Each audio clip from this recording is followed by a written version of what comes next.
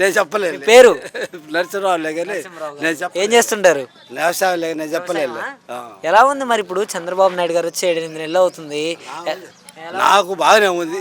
ఒకటి సంగతి ఒకటి నాకు బాగానే ఉంది. నాకు పంటలు బాగా పడినాయి. పంటలు బాగా పడినాయి. ఇంకేంది ఇంకంతకన్నా కావాల్సింది ఏంది? మరి పంటలు పండినా ధరలు లేవు ఈయన వచ్చిన తర్వాత అంటున్నారు కదా. అంటే అది మార్కెట్ మరి మోడీ ఇవ్వాలా, ఆయన ఏం చేస్తాడు? మోడీ ఇవ్వాలా ఆయన. వరి ఒడ్డు కూడా ధర ఉందిలే కానీ వడ్లకు 1800 అమ్ముతున్నాయి. పర్వాలే, వడ్లు 1800 అమ్ముతుంటే ఇంకేమైంది? మిరపకాయ కావాలా రేటు. ఇప్పుడు జనాల్లో పనికిరాదు, జూట్ ఉంది, జనానికి పనికిరాదుగా. దానికి ఇస్తే ఏమైంది మీకు రేటు?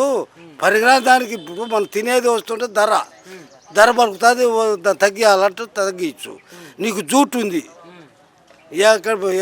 ఓడు తినేది కాదు, లేబర్ తోటి కూడా పని లేదు. అదే అది దానికి ఇవ్వచ్చుగా నువ్వు. కాదండి, మరి వీళ్ళు చెప్తున్న మాటలు ఏంటంటే జగన్మోహన్ రెడ్డి ఉన్నప్పుడే రైతులకు మంచిగా ఉందంటే వచ్చింది. ఊళ్ళు కొట్టుకుంటాను, వాడంత ఈడంత పేప కట్టినావు, వద్దు ఓఆర్ఎస్ తెలుగుదేశం పాటలు వద్దు అన్నోళ్ళు వాళ్ళు. ఇప్పుడు పార్టీ పాట పెట్టుకోవాలా? అవన్నీ లేవుగా, లేవు. కలిసి కట్టుకున్నాం అందరం, బాగానే కలిసే కట్టినాం. లేదంగా అప్పట్లో వైసీపీ వాళ్ళు అట్లా చేశారని మీరు అధికారం లాగానే మీరు కూడా అలానే చేస్తున్నారు? చేయంగా, అంతా ఒకటే రెండు పార్టీలు. ఇప్పుడు ఈయన ఉన్నాడు కదా జగన్మోహన్ రెడ్డి, అసెంబ్లీకి వచ్చిండు, రాక అసెంబ్లీకి వచ్చిండు, మొన్న వచ్చినట్టున్నాడు.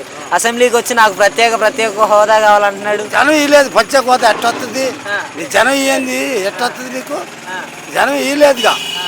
జనం ఇచ్చినప్పుడు ప్రత్యేక హోదా అంటే రాజ్యాంగ ఇప్పుడు అంబేద్కర్ ఎట్ట చెప్పినా అట్లా పోవాలి.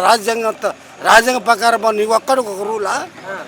నువ్వేమన్నా రూల్ పెట్టినవా? నువ్వు అన్న రాజ్యాంగం చేశాను. నేను అప్పట్లో 151 సీట్లు గెలిచాను. నేను అప్పుడు తలుచుకుని ఉంటే మీకు ప్రతిపక్షం కూడా ఉండేది కాదు, కానీ నేను అలా చేయలేదు అంటున్నాడుగా. చూసుకుంటామా? అబ్బాయి అది చేత కడతాను. నీకు జనం నీకు ఓటేలా. జనం ఓటైనప్పుడు నీకు ప్రతిపక్షం ఎట్ట పనికొస్తావు? ఆయనకి జనం ఓటేసాడు, ప్రతిపక్షాన్ని పనికొచ్చాడు. ప్రతిపక్షాన్ని పనికొచ్చాడు చంద్రబాబు. నువ్వు పనికిరాలా. ఈ పథకాల గురించి కూడా చెప్తున్నాడు కదా, పథకాలు ఏమి ఇవ్వకుండా 1,00,000 కోట్లు అప్పు చేశాడు చంద్రబాబు అంటున్నాడు. మరి 1,00,000 కోట్లు అప్పు చేశాడు అప్పుడే. యాడ చేసిండట? ఏముంది తనఖా పెట్ట? నువ్వే పెడితే అన్ని పెట్టాల్సినండి, నువ్వే పెడితే తనఖాలు. ఇంకా ఏమేం పెట్టిండు?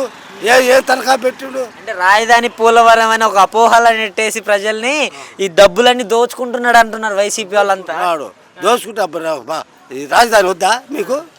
రాజధాని కట్టొద్దా? రాజధాని కట్టాలిగా. మరి రాజధాని కట్టాలన్నప్పుడు డబ్బులు రాక మరి ప్రపంచ బ్యాంక్ ఎత్తుంది. నువ్వు వద్దని చెప్తుంటువుగా, నువ్వే వద్దని చెప్తుంటువుగా. వాళ్ళు ఇస్తామన్నా కానీ వద్దు అంటుంటుంది. నీ రాజధాని వద్దు అనేటువంటి. రాజధాని వద్దపోతే నువ్వు ఏం కడతావు? టైం ఇవ్వాలంటావు. టైం ఇద్దా? ఇప్పుడు పని చేసేవాడికి ఇప్పుడు మనం పెళ్లి చేసుకుంటాం, పెళ్లి చేసిన పిల్లలు పుట్టాలంటాం. ఎంత పిల్లలు పుడతారా?